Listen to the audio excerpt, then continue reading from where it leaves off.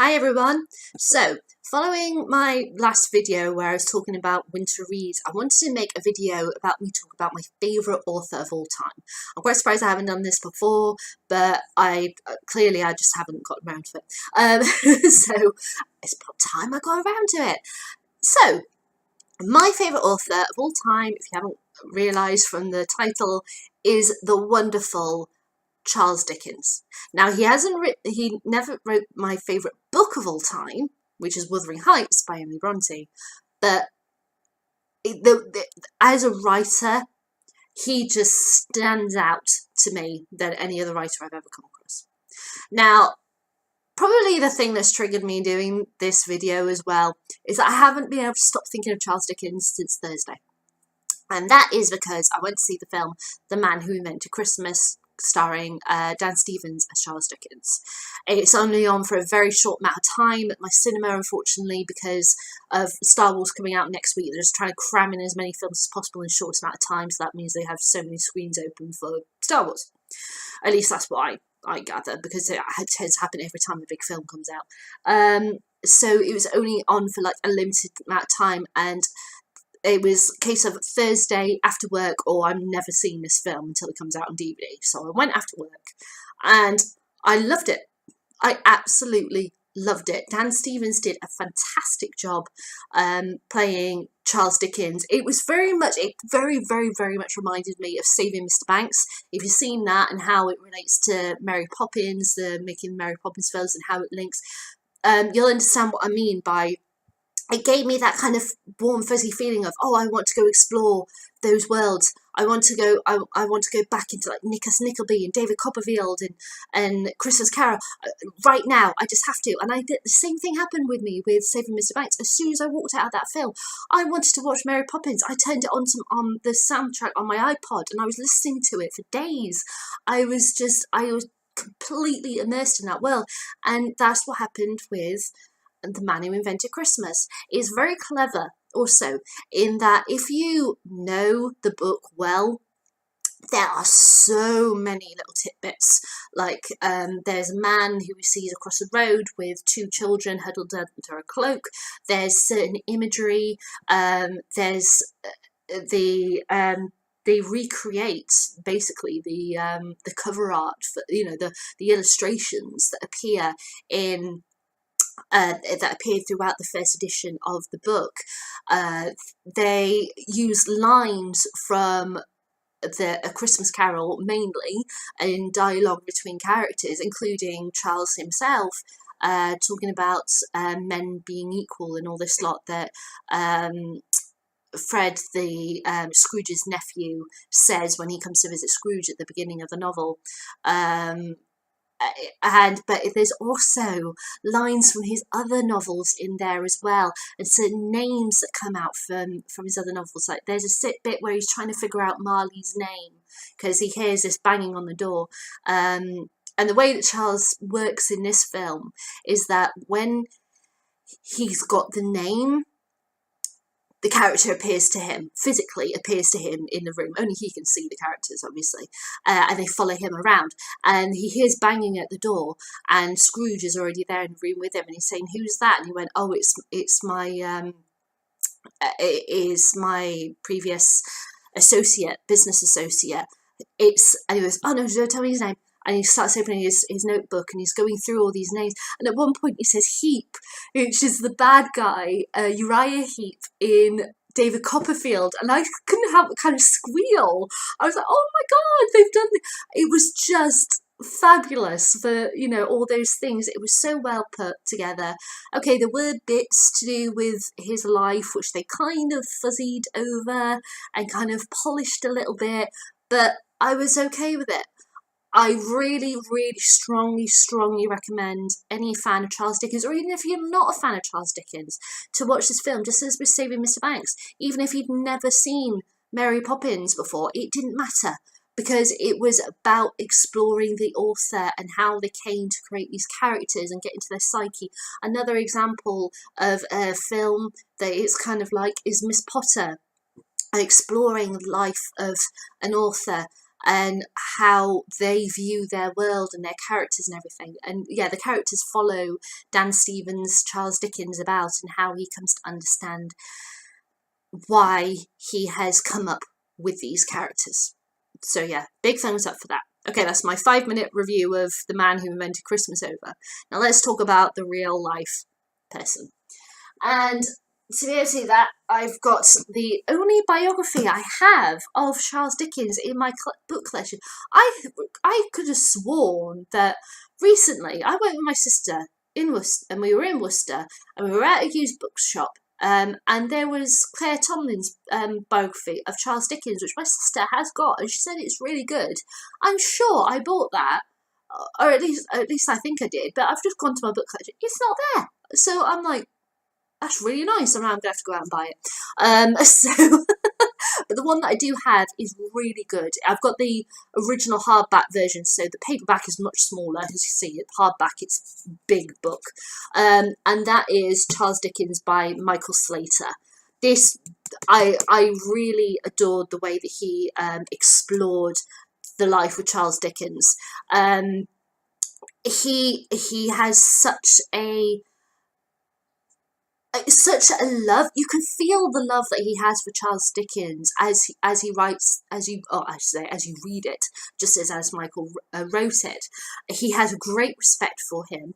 He doesn't sugarcoat his bad qualities, because let's face it, Charles Dickens did some bad stuff in his life to his wife and his children, and he doesn't sugarcoat over his obsession with women either. He says, look, this is the man, this is what we know from the documents, let's, see how it goes. And I love that, how the way that he describes things. So he doesn't say, like, for example, there was a boy that he worked with when he got sent to a black ink factory to stick labels on bottles when his dad got thrown into debtor's prison. That's something that his character David Copperfield ends up doing, is sticks labels on bottles of the black ink factory. And while he was there, he became friends with a red-headed boy, and the red-headed boy's surname was Fagin. Very, very famous character from one of his later books, Oliver Twist. And the way that he doesn't just say he met a boy with the surname Fagin. He's like, he met a red-headed boy who was rather quirky and fun, and he introduced himself as Mr. Fagin, something like that. He's bringing the world to life before you, as well as telling you this man's story. So yeah, Michael's work. This is why I've got this hardback. It stays on my bookshelf. I love this biography. But yeah, I really should. I'm pretty sure I thought I had Claire Tomlin's biography of Charles Dickens, but now I'm frustrated to know that I don't, so I'm going to have to go out and buy it. But yeah, this is awesome. Now, Charles Dickens, as I've just mentioned, when he was a child, his father got thrown into debtor's prison, and that was a massive deal for him. He never had a good relationship really with his father from that point on, which is explored in The Man Who Invented Christmas. Again, yes, they have a very sugar-covered ending, them kind of becoming friends again, as it were, at the end of that film, but it does explore the relationship of father and son quite well. I thought, it's only an hour and 40 minutes long, so it's not a long film at all, and there's a lot crammed in there. So to explore that in the time that they had, and did it pretty well, I'm happy with that. So he had issues with his dad because his dad was thrown in debtor's prison when he was young. He got put to work. He was the man of the household now. He had to bring in money.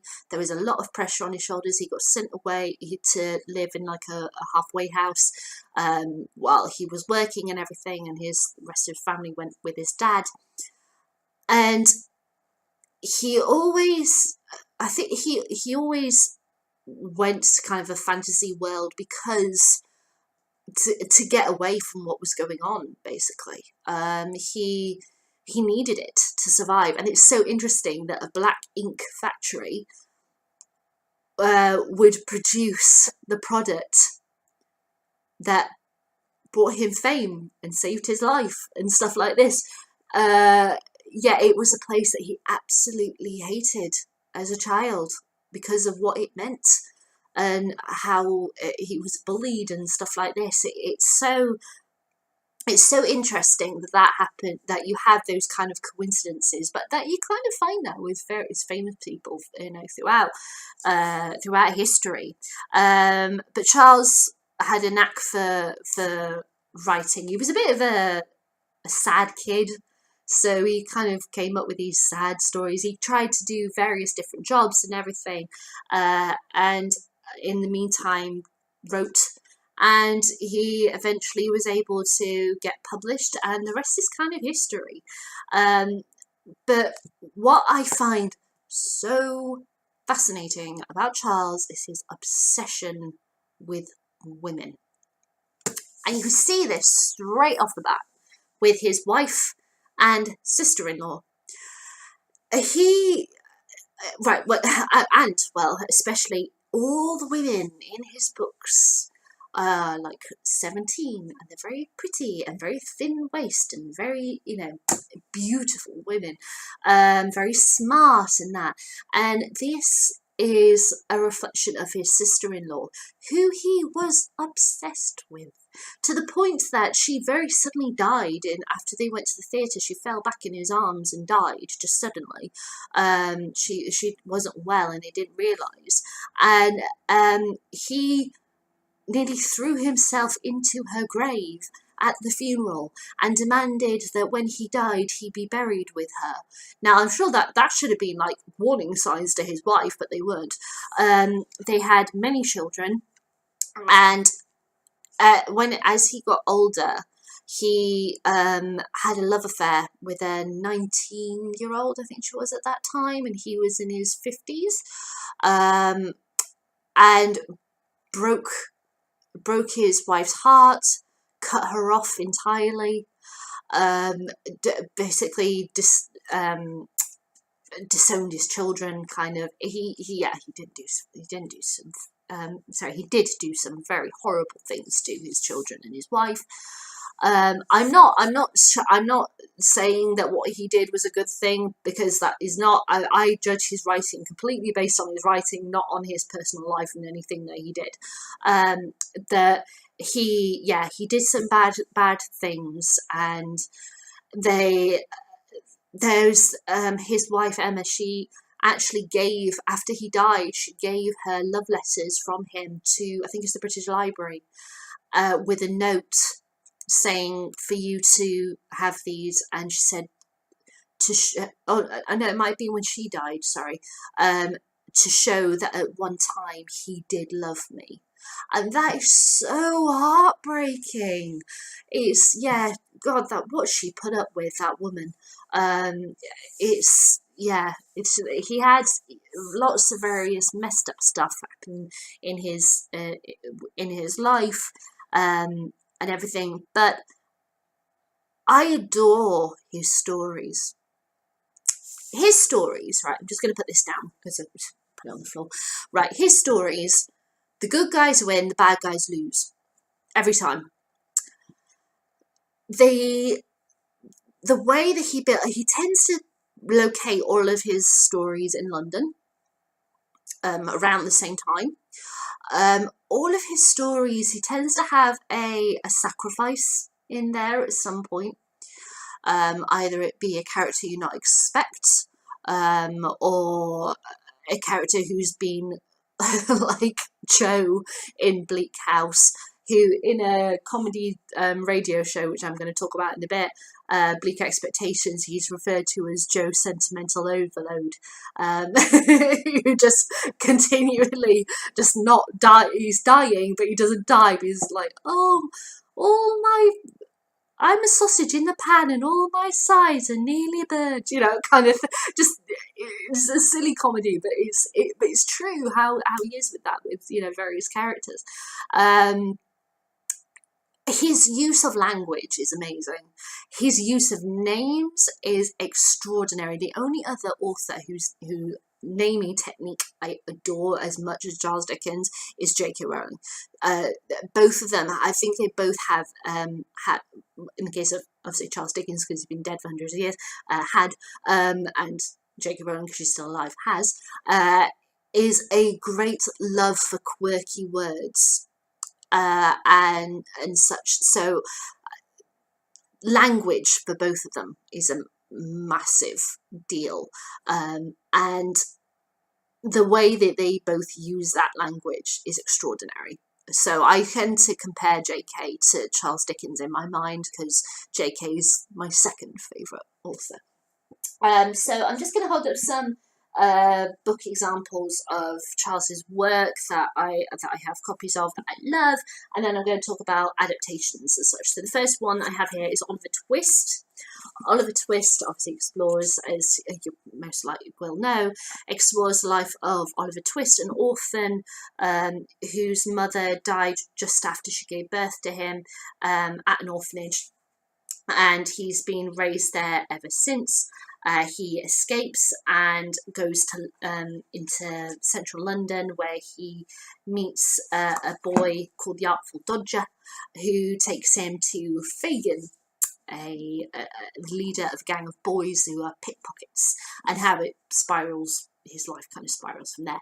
It has two of the most amazing characters ever created, which are Nancy and Bill Sikes. Bill Sikes terrified me. Absolutely terrified me. The death of Nancy was something that Charles Dickens, because he used to do like these tours around the world, because he did loads in England and he went to America and stuff like this, and the death of Nancy was one that he would read out and reenact, because he would act out the scenes as he was reading them in these evening sessions for various audiences. The death of Nancy was one that he did often, yeah, Nancy is one of the most beautiful and heartbreaking characters he's ever written. Another set of characters who I absolutely love are from David Copperfield. David Copperfield follows a boy called David Copperfield from when he was young. Charles Dickens said that David Copperfield was his favourite child, and if you look at what David goes through and compare it to Charles Dickens's life, it is very, very clear that David is a reflection of him, straight off the mark. You can't deny it. He that is why I think David is his favourite. But I love various characters like his aunt and the man who lives with her. Sorry, Mr. Dick, who has some mental health issues. We don't know exactly what it is, but he has some problems, but he's the most beautiful and generous of men. His family wanted to lock him up in an institute, and David's aunt said, no, you're not doing that, he's going to come live with me, and he's had this wonderful happy life because of that kind gesture. And yeah, he's absolutely wonderful. Mr. Micawber as well in David Copperfield is awesome man. The man who constantly thinks about optimism. He's constantly in debt, but he keeps on moving about and everything. And he always has this optimistic outlook on life, which David really connects to, and it really helps him in his life and everything. And at one point, Mr. Micawber gets thrown in debtor's prison, which links to David and everything, and also to Charles with his childhood and how he felt this father figure in his life, this first father figure, because in David Copperfield he doesn't have a father. His father dies 3 months before he's born, and his stepfather is really abusive to him and kicks him out and sends him to London, which is where he meets Mr. Micawber. So to have this wonderful, loving father figure then disappear from his life because he's gone to debtor's prison really affects him. Thus the link to Charles Dickens and everything. Another one, Nicholas Nickleby, follows Nicholas Nickleby, who arrives in London with his sister and his mother after their father dies, in order to get help basically from their uncle to start a life and everything, and that uncle's really nasty. He's a money lender, and there's lots of horrible things that happen along the way, but one of the most beautiful characters he's ever written, Smike, appears in Nicholas Nickleby, who Nicholas meets at an all boys school, who he gets a job at, to be a teacher. And the link, Smike is extremely abused. He has a deformity because his ankle, his leg was broken and it never set properly, so he can't walk properly, he can't speak very well, and as time goes on with Nicholas, he really develops and comes into his own, and he's just so wonderful. I adore Smike. I always tend to cry whenever I read a Charles Dickens book. And Smike is one of the ones that makes me cry every time. I love him. Another really good one, which I thought I had in my book collection, but again, I couldn't find it, Great Expectations. Absolutely fabulous book to do Miss Havisham, the most famous character from David Copperfield, who this woman who was eternally being in her wedding dress after she got ditched at the altar, and she's lived like 40 years in her wedding dress, and she's basically gone insane. But she's so interesting because there's this radio play by Miriam Margolyes, which I really recommend, called Dickens Women, where she looks at the various stories of Charles Dickens' works and also his life by looking at the women in his life. And she said, and I totally agree with her, that if you break it down, Miss Havisham is Charles Dickens in his old age, and Estella, her beautiful adopted daughter, is the woman who, the 19-year-old girl who he had an affair with now. This beautiful figure who came into his life and gave it light, and he became absolutely obsessed with, just as Miss Havisham is completely obsessed with Estella. It's so interesting when you hear Miriam Margolyes talk about that. There's also Hard Times, Charles Dickens, by Charles Dickens, of course, which I reviewed last year. Hard Times is one of the more interesting ones because it kind of breaks his convention of the good guys win, the bad guys lose. Because the good guys, technically who you follow, lose. Apart from Cece. Pardon me, sorry. Apart from Cece. Sorry, my throat's going all funny. Because I've just done video after video. The girl from the circus, she's the only one, she's the only light in this bleak story. But she's the only one who gets a happy ending. The other characters, like the Gradgrinds and such, who technically are our heroes because we follow them, they're the family we follow all the way through this, but they don't get their happy ending. They are. Louisa is so interesting. She is so messed up, that girl.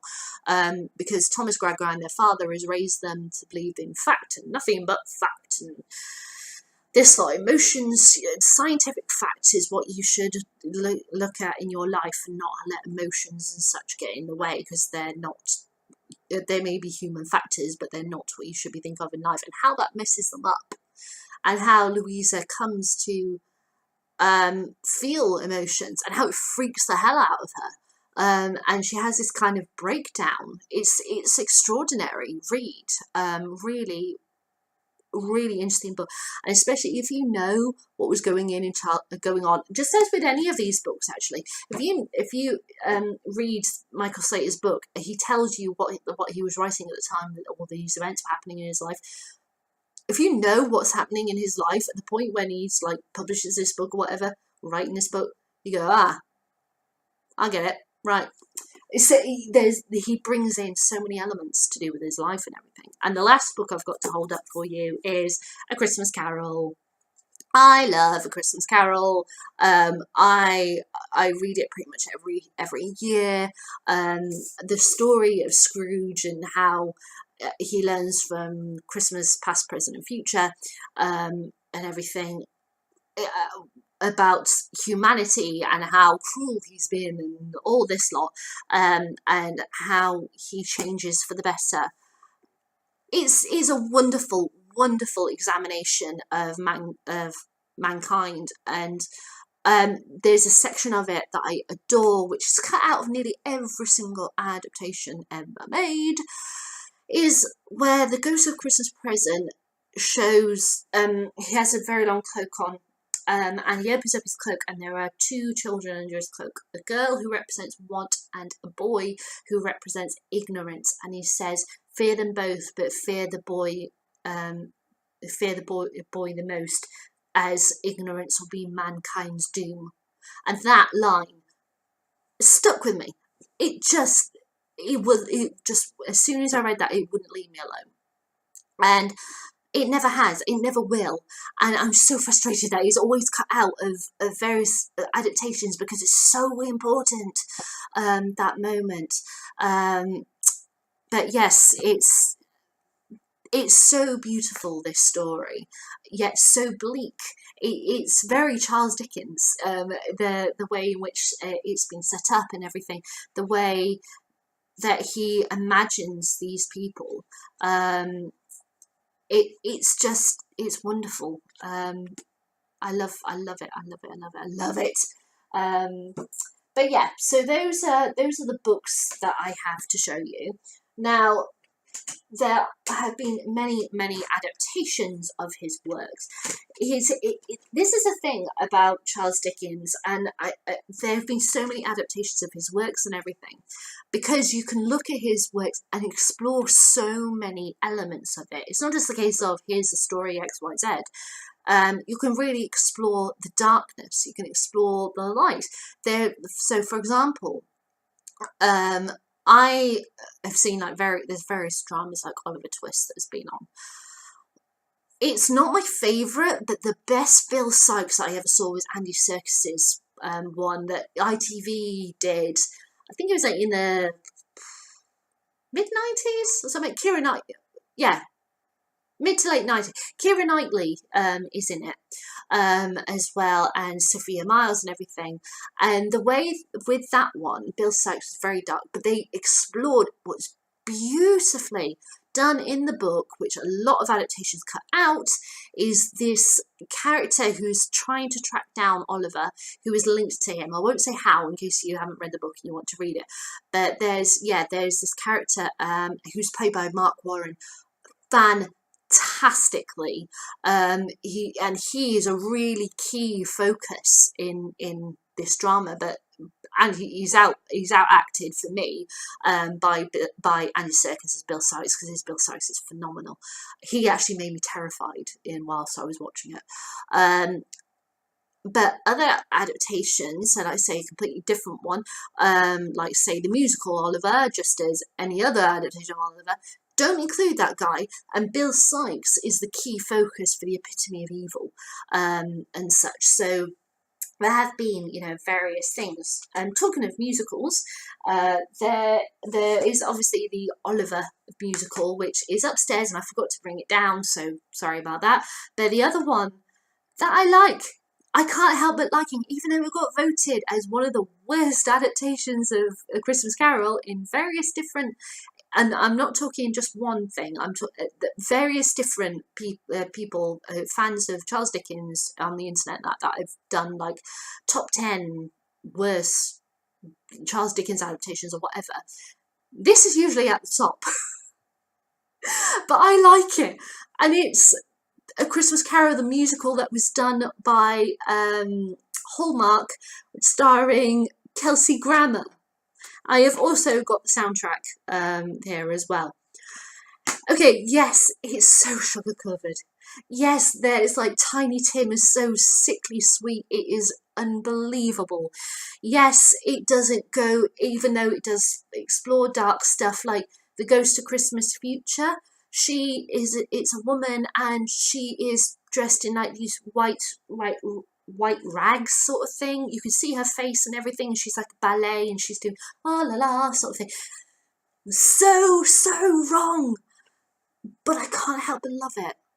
And one of my favourite composers, Alan Menken, wrote the score for this, and I think that might be the key thing that just shone for me. The music is so good in this. At least to me it is. Now, obviously, to other people, it's not at all. You can tell it was done on a budget because some of the special effects are not good, and as I said, it very sugar covers a lot of things, but I can't help but like this. So I do recommend it, but be aware that it may not necessarily, work for you. Yeah, so you're aware of that. So if I do films and such first, so yeah, I forgot to bring Oliver downstairs. If you stick with A Christmas Carol, most recently there was the Robert Zemeckis, oh dear, falling out the cover, the Robert Zemeckis version of A Christmas Carol with Jim Carrey. This I really like. It follows the book. It's dark like the book. There are a couple of these weird action sequences and a part where Scrooge becomes really small and he sounds like he's on helium, and then suddenly he grows and he's back to normal again. Those couple of actions sort of don't happen in the book, but because it's for a modern audience and they expect something like that, that's why it was done. I accept that, but because I really respect it because it follows the book well. So yeah, I'll go with that one.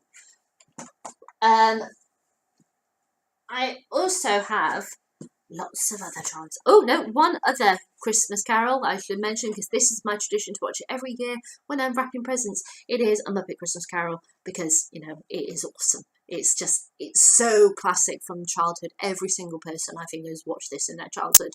But yeah, I adore it. I think it's wonderful. Yeah. Jim Henson. This was the first one after Jim Henson died. The first film that they did, and Michael Caine plays Scrooge very well in this. So yeah, that's Christmas Carol. Now, the BBC and ITV have done lots of dramas to do with Charles Dickens. I have some of them, just a few of them. This is just some of the drama adaptations that you can get of Charles Dickens. So, like, I have got the Charles Dickens collection. This is 8 BBC dramas. They are The Pickwick Papers, Oliver Twist, A Christmas Carol, Martin Chuzzlewit, David Copperfield, The Tale of Two Cities, Great Expectations, and Our Mutual Friends.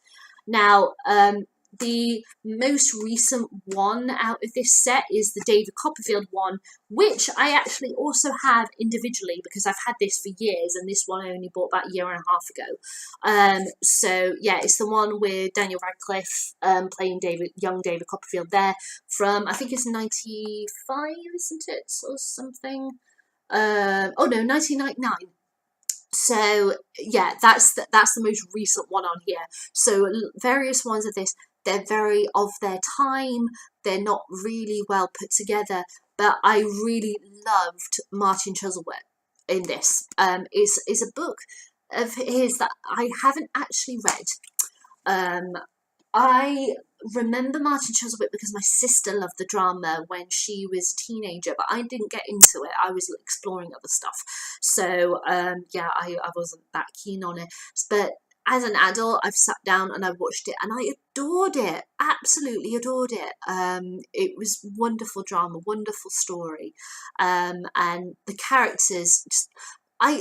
Charles Dickens, it kind of feels like he wrote characters who he longed to meet in his life. I mean, obviously he met various people in his life who were like those characters, because else he wouldn't have been able to imagine them. Certain characteristics and such he brought in. But I can't help but feel like there are certain characters that he wrote because he'd love them to be like Ham I love the character of Ham from David Copperfield. I think he's wonderful. He's this big brother for David that he never had, um, and he loves playing with and everything. And David loves playing with Ham, and Ham loves playing with David. They are this wonderful unit together, and I just always imagine that that's what Charles wanted in his life, from his father and everything. So he created all of these amazing characters, to deal with his life, and everything. But there's always that saying, isn't it, that in order to write well, you had to have had a really messed up kind of life. I don't think I necessarily believe that, but yeah, I can understand that you see the world in a different perspective, and maybe that might be quite attractive for readers. I don't know, but I can understand that kind of thing. But yeah, the array of characters in this is amazing. This is a very good drama by ITV, which is The Life and Adventures of Nicholas Nickleby. Now, this one was from, I think, the late 90s as well. Oh no, early 2000s, 2002. This is so well done. This is Nicholas Nickleby as it should be done. How it is really dark and sinister and cold, yet you have these really great light moments. If you've watched the film version with Anne Hathaway, that's awful. That is so bad. They don't even go, like, even the school, it's that where he meets Smike is full of light, and it's quite nice. It's dirty with no dirt. It's so odd. But this goes dark. This is really, really good adaptation of it. So I strongly recommend that one. Yeah. Another drama where I like it because it's closer to the book, but it doesn't quite reach there for me, is Oliver Twist, the more recent BBC drama with Tom Hardy playing Bill Sikes. Tom's Bill Sikes is good. It's like he and Andy Serkis play dark characters really, really well. He is a frightening Bill Sikes. I really hated the way that they did his ending, because it's nothing like the book. Okay, I know the ending of the book is hard. I'm not going to say what it is for him, because in case anybody wants to read it and everything. But I wasn't happy that was the way that they chose to end him, because the whole point is that he doesn't intend for his ending to be what it is. It just happens, and the fact that it happens with so many people around, that is a big deal for them to see. Right, that's who he is. That's what it is. And the fact that no one was around when the chosen ending for his one, it didn't quite work for me. This is a bit sugar covery, because I don't feel it went as dark as the book. The boy who plays Oliver is too kind of sweet for me. There's some bits that just didn't quite work, but it follows the book, and that's why I really respect it. So even though it didn't quite work for me, I still have a copy and I love it. The most recent adaptation of Great Expectations BBC did. Now this is good. This is good. When you compare to the book, yes, there's some things that they didn't do well, but you know what? Gillian Anderson was astonishing. So was David Suchet. So was Tom Burke, even though he's a very small role in it. The way it was shot was beautifully done. Gillian Anderson just shone in this, and it's thanks to this that this got made, Bleak House, and also Little Dorrit as well. Oh no, hang on, wasn't that? I'm getting my years muddled up, aren't I? Yes, I am.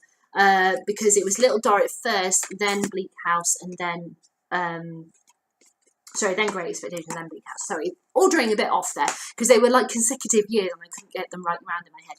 But yeah, Gillian Anderson was astonishing in this. She was amazing also in Bleak House. Now, Bleak House and Little Dorrit were two dramas that BBC did something very different. They took two books of Charles Dickens that people don't really know that well, in comparison to other, like Oliver Twist and such, and Christmas Carol, they don't know it very well. And what they did was that they did the first episode where they did like an hour long, and then all the other episodes they did as half an hour episodes that were shown over kind of a consecutive nights.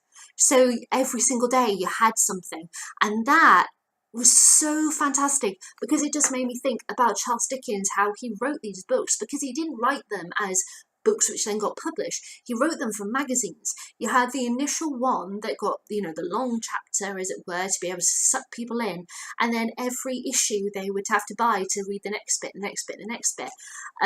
So thus, it made me think of that, how you have your initial bit and then you have your extra little bits as you go along. Little Dorrit is my favourite of the two because I just love the story of Little Dorrit. It's so beautiful and so sweet, yet so tragic, and this one is so to do if you read it, Charles's life, because it's set in a debtor's prison, where Amy here was born in the prison to her dad. She's grown up there. She's now like 18 and she's looking for work. She goes out during the day and everything, and how it feels to be in debtor's prison. It's a big connection to Charles Dickens's life. Andy Serkis is in it playing a bad guy. He's our bad guy. He's awesome. I love it. There's so many great actors in this. And Claire Foy, I think this was like her first thing, or the first thing that I saw her in. But she's amazing as Little Dorrit. And Bleak House explores the life of a woman who it's a woman called Estelle, who's caught up in a court case to do with money of an estate, and she meets those who are also caught up in it. There's so many characters in this one that are so inadvertently kind of connected to this court case, or not connected in a way, but they have a love and obsession for it, and how they all come together to realise that there is this massive secret being held. Gillian Anderson again is absolutely amazing in this, as is Charles Dance. But it's a wonderful story, but this one really goes dark. This I think this kind of one is like how and the Nicholas Nickleby one is how I would think that Charles Dickens would have hoped to somebody, if, you know, obviously at that time that he wrote them, there's no such thing as an adaptation on film or TV or whatever, but I think that if he was to see these, he would be happy that was done what they did. This is another one that I think you'd be happy with. Hard Times from the 90s. Now this one I had to get a German import of, but it is in English obviously. This was a drama that my sister had on video that our aunt and uncle gave her for, I think it was like a birthday or something. And I love it. Absolutely love it. We had the video and we played it over and over and over again. It has Bill Patterson and Bob Peck in it, and the lovely lady here plays Louisa. You can see currently in Poldark. I love her. She's absolutely fabulous. But yeah, it explores the book so well. And the characters, they use shadow and light so effectively in this drama for this piece. I think he would be happy with this one. And the very last one I have is actually a modern original piece that's so effective, and it's Dickensian.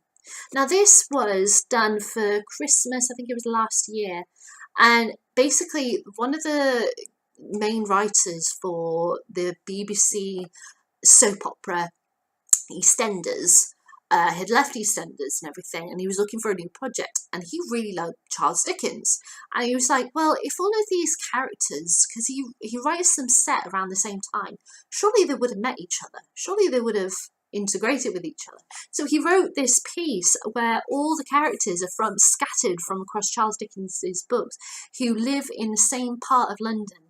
And a murder mystery is thrown in there when Jacob Marley from A Christmas Carol dies.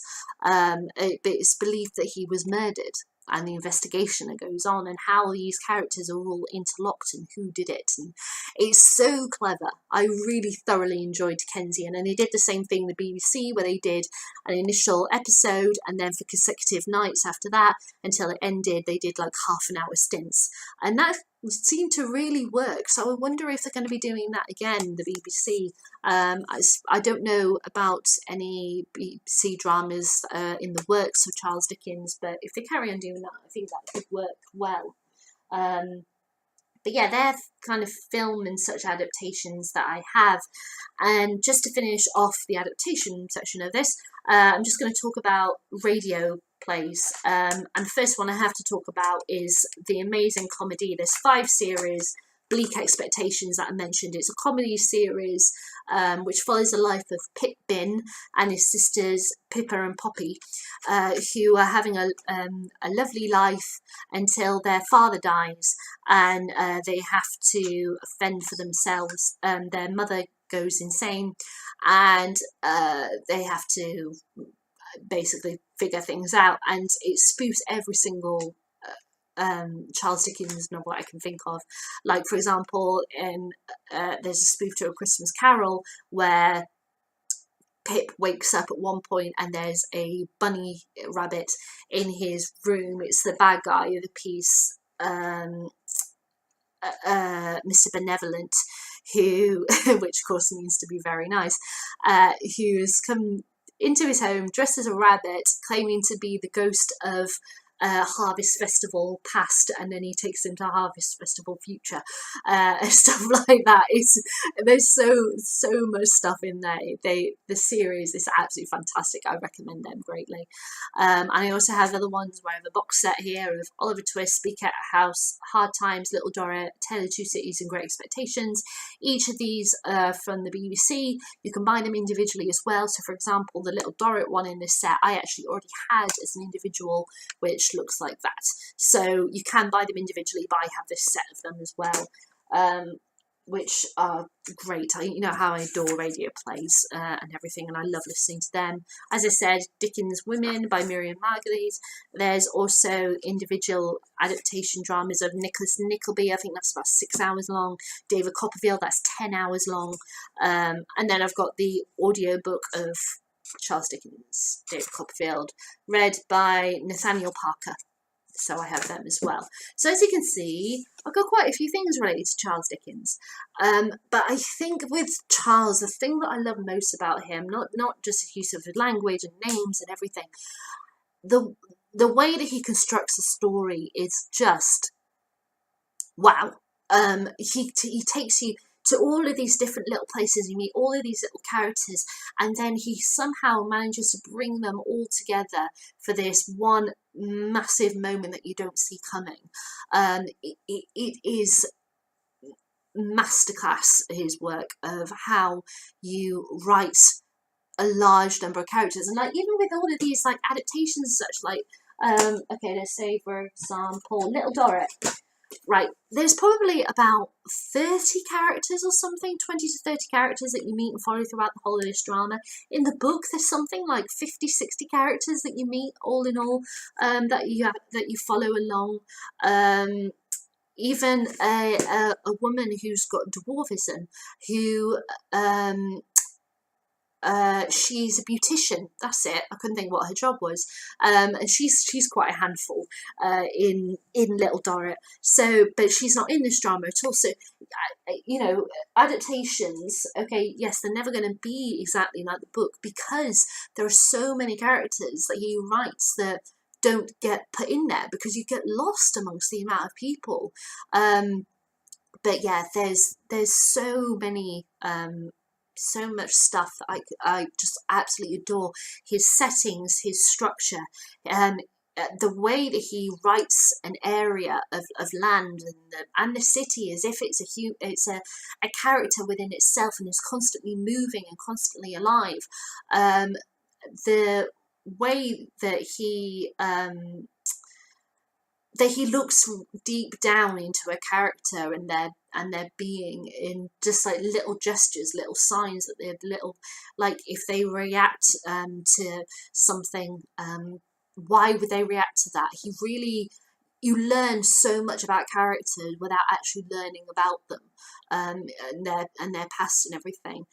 He's a master. I absolutely love him. I cannot imagine Charles Dickens not being in my life, any of his works. I really need to buy other Charles Dickens. It seems really weird that he's my favourite author of all time, yet I've only got 1, 2, 3, 4, 5 of his novels. But the thing with me is I love exploring. There's so many different aspects to him, so many different aspects to his various things. Well, I should say 6, because I have Great Expectations somewhere, but I can't find it. I It's not just because I don't have every single one of his books doesn't mean that I can't love him or understand him, or he can't be my favorite author because I don't have all of his books. I love exploring different aspects of him, and I find so many different things every time I read his works. That the ones that I have in my book collection are my absolute favorites of his. I adore them entirely. So that's why I love Charles Dickens. He was a phenomenal writer. Yes, he wasn't the nicest of men, but you know, I judge his works that based on his work that he wrote, not him as a man. And yeah, I really like him. And that's my thoughts on Charles Dickens.